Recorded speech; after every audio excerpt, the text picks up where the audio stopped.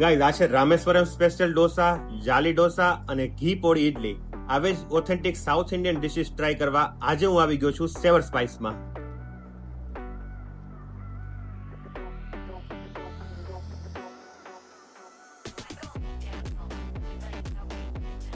સ્ટાર્ટર્સમાં મેં ઓર્ડર કરી મસાલા બુંદી અને તેની સાથે ક્રિસ્પી ચીઝ ઇડલી. પછી મેં ઓર્ડર કરી મારી ફેવરિટ અને અહીંયાની હાઈલી રેકમેન્ડ ડિશ ઘી પોળી ઇડલી, કે જે ઘી અને પોળી મસાલા સાથે સર્વ કરવામાં આવે છે.